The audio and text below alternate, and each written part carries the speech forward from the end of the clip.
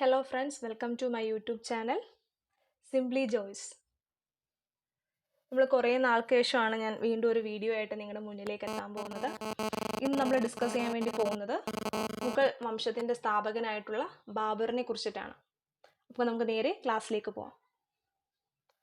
ബാബർ ജനിച്ചത് കാബൂളിലെ ഫർഗാന എന്ന് പറയുന്ന ജില്ലയിലാണ്. അപ്പോൾ ബാബറിൻ്റെ ജനനം കാബൂളിലെ ഫർഗാന ജില്ലയിലാണ് ബാബർ ജനിച്ചത്. അദ്ദേഹമാണ് ഇന്ത്യയിലെ മുഗൾ വംശ സ്ഥാപകൻ. ബാബർ ഇന്ത്യയിൽ മുഗൾ വംശം സ്ഥാപിക്കുന്നത് ഒന്നാം പാനിപ്പട്ട് യുദ്ധത്തിലൂടെയാണ്.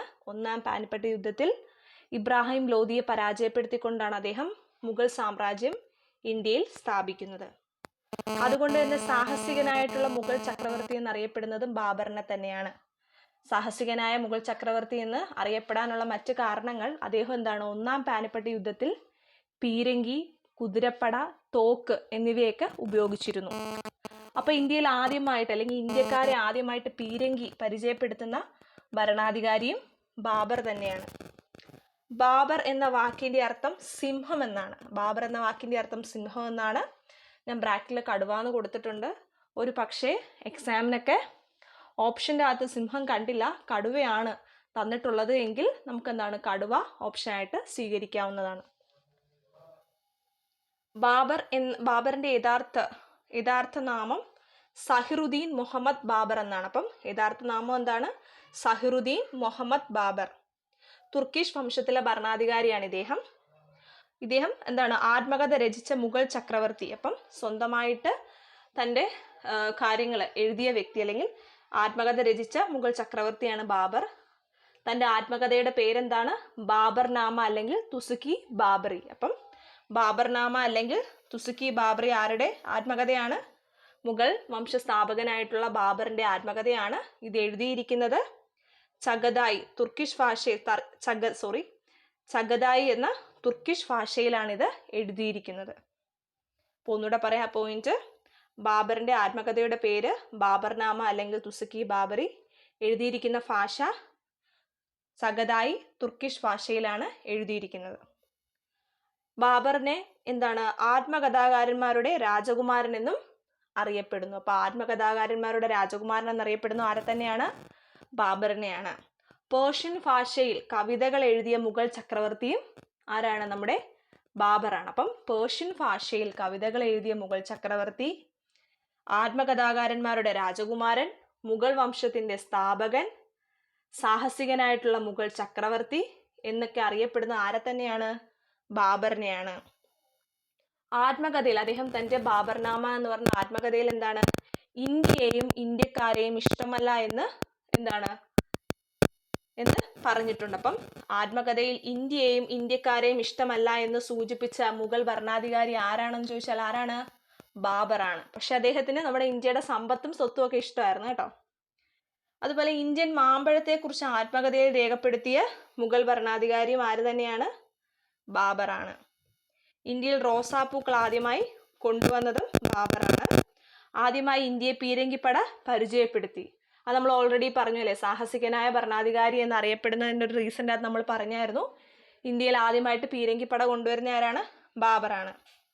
കൃഷ്ണദേവരായരുടെയും ഗുരുനാനാക്കിൻ്റെയും സമകാലികനായിരുന്നു ബാബർ. അപ്പോൾ നമുക്കറിയാം ഗുരുനാനാക്ക് എന്ന് പറഞ്ഞാൽ ആരാണ്? സിഖ് മത സ്ഥാപകനാണ് ഗുരുനാനാക്ക് അല്ലേ. അപ്പോൾ ഈ ഗുരുനാനാക്കിൻ്റെയും കൃഷ്ണദേവരായരുടെയും സമകാലികനായിരുന്നു മുഗൾ വംശ സ്ഥാപകനായിട്ടുണ്ടായിരുന്ന ബാബർ. അദ്ദേഹത്തിൻ്റെ ഭരണ കാലഘട്ടങ്ങളിൽ അദ്ദേഹത്തിൻ്റെ ഒരു നിർമ്മിതിയായിരുന്നു ആഗ്രയിലെ അരാംബാഗ് എന്ന് പറയുന്ന പൂന്തോട്ടം. അപ്പം ആഗ്രയിലെ അരാംബാഗ് എന്ന് പറഞ്ഞ പൂന്തോട്ടം ആരുടെ നിർമ്മിതിയാണ്? ബാബറിൻ്റെ നിർമ്മിതിയാണ്. ഇദ്ദേഹം മരിക്കുന്നത് എന്നാണ് 1530. ഇദ്ദേഹം മരിച്ചതിന് ശേഷം ഇദ്ദേഹത്തിൻ്റെ ശവകുടീരം ആദ്യം എവിടായിരുന്നു സംസ്കരിച്ചത്? ആഗ്രയിലെ അരാംബാഗിലായിരുന്നു. അപ്പം ഇദ്ദേഹം മരിച്ചതിന് ശേഷം ഇദ്ദേഹത്തിൻ്റെ ശവകുടീരം ആദ്യം എവിടെയായിരുന്നു? ആഗ്രയിലെ അരാംബാഗിലായിരുന്നു. പിന്നീട് അത് എങ്ങോട്ടേക്ക് മാറ്റി? കാബൂളിലേക്ക് മാറ്റി. അതിന് ഒരു കാരണമുണ്ട്.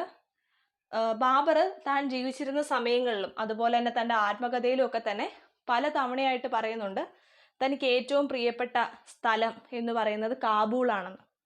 അത് തന്നെ ആയിരിക്കും ഒരു പക്ഷേ അരാംബാഗിൽ നിന്നും കാബൂളിലേക്ക് പിന്നീട് അദ്ദേഹത്തിൻ്റെ ശവകുടീരം മാറ്റാനായിട്ടുള്ളൊരു റീസൺ എന്ന് പറയുന്നത്. ഏറ്റവും കുറച്ചു കാലം ഭരണം നടത്തിയ മുഗൾ ചക്രവർത്തിയും ആര് തന്നെയാണ്? ബാബറാണ്. 1526 അദ്ദേഹം ഒന്നാം പാനിപ്പട്ട് യുദ്ധത്തിലൂടെയാണ് അധികാരത്തിൽ വരുന്നത്. 1530 അദ്ദേഹം മരിക്കുകയും ചെയ്യുന്നു. അപ്പോൾ എത്ര വർഷമാണ്? വെറും 4 വർഷം മാത്രമാണ് ഇദ്ദേഹത്തിന് എന്താണ് ഒരു മുഗൾ ചക്രവർത്തിയായിട്ട് ഭരണം നടത്താനായിട്ട് സാധിച്ചിട്ടുള്ളത്. 1504 ഈ ഡേറ്റ് ഓർത്തിരിക്കുക.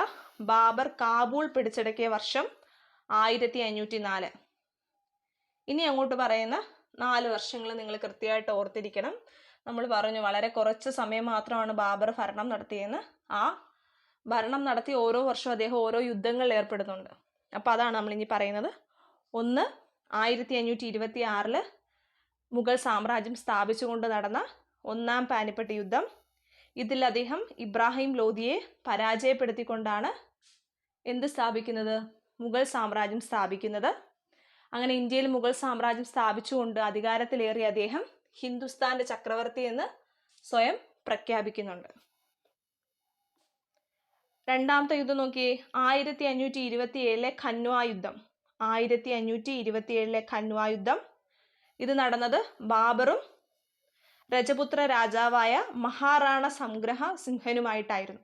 അപ്പോൾ ആരൊക്കെ തമ്മിലാണ്? ബാബറും മഹാറാണ സംഗ്രഹ സിംഹനുമായിട്ടാണ് ഖൻവാ യുദ്ധം നടന്നത്. ഇതിൽ വിജയിക്കുന്ന ആരാണ്? ബാബറിനായിരുന്നു വിജയം.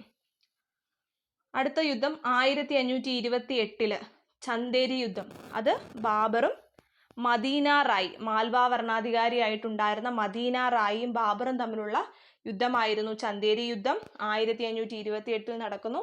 ഈ യുദ്ധത്തിൽ വിജയം ആർക്കായിരുന്നു? ബാബറിനായിരുന്നു. 1529 ഖാഗ്ര യുദ്ധം. ബാബറും അഫ്ഗാനിസ്ഥാന്റെ സംയുക്ത സേനയും തമ്മിലാണ് ഈ ഒരു ഏറ്റുമുട്ടൽ നടക്കുന്നത്. ഇതിൽ വിജയം ആരുടെയാണ്? ബാബറിന് തന്നെയായിരുന്നു വിജയം. അപ്പം നമ്മൾ നോക്കിയാൽ മതി, ഇദ്ദേഹം ഭരണാധികാരിയായിട്ട് അധികാരത്തിലേറിയതിനു ശേഷം ഇദ്ദേഹം നടത്തുന്ന എല്ലാ യുദ്ധങ്ങളിലും ആര് തന്നെയാണ് വിജയിച്ചത്? ബാബർ തന്നെയാണ് അല്ലേ? പക്ഷേ കൂടുതൽ കാലം ഭരിക്കുവാൻ വേണ്ടിയിട്ടുള്ളൊരു ഭാഗ്യം ആർക്ക് ലഭിക്കുന്നില്ല? ബാബറിന് ലഭിക്കുന്നില്ല. പിന്നീട് ബാബറിനെ കുറിച്ച് പറയുകയാണെങ്കിൽ മകനോട് അല്ലെങ്കിൽ പുത്രവാത്സല്യം അധികമായി ഉണ്ടായിരുന്ന മുഗൾ ഭരണാധികാരി എന്നറിയപ്പെടുന്ന ആരെയാണ്? ബാബറിനെയാണ്.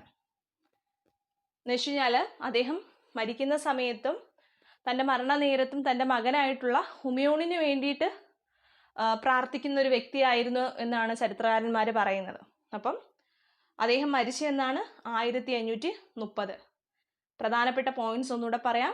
മുഗൾ വംശത്തിൻ്റെ സ്ഥാപകൻ. 1526 ഒന്നാം പാനിപ്പട്ട് യുദ്ധത്തിലൂടെ ഇന്ത്യയിൽ അധികാരം പിടിച്ചെടുക്കുന്നു. സാഹസികനായിട്ടുള്ള മുഗൾ ചക്രവർത്തി. ഇന്ത്യയെ പീരങ്കിപ്പട ആദ്യമായിട്ട് പരിചയപ്പെടുത്തിയത് ഇദ്ദേഹമാണ്. വളരെ കുറച്ചു കാലം ഭരണം നടത്തിയ മുഗൾ ഭരണാധികാരി. റോസാപ്പൂക്കൾ ഇന്ത്യയെ പരിചയപ്പെടുത്തുന്നു. കൃഷ്ണദേവരായരുടെയും ഗുരുനാനാക്കിൻ്റെയും സമകാലികനാണ്. ആത്മകഥയിൽ ഇന്ത്യയെയും ഇന്ത്യക്കാരെയും ഇഷ്ടമല്ല എന്ന് പ്രഖ്യാപിച്ച മുഗൾ ഭരണാധികാരി. പേർഷ്യൻ ഭാഷയിൽ കവിതകൾ എഴുതിയ മുഗൾ ചക്രവർത്തി. ആത്മകഥാകാരന്മാരുടെ രാജകുമാരൻ തുടങ്ങിയ പല പല വിശേഷണങ്ങൾ ആർക്കുണ്ട്? നമ്മുടെ ബാബറിനുണ്ട്. അപ്പം നമ്മളിന്ന് ഡിസ്കസ് ചെയ്ത ടോപ്പിക് എല്ലാവർക്കും മനസ്സിലായെന്ന് വിചാരിക്കുന്നു.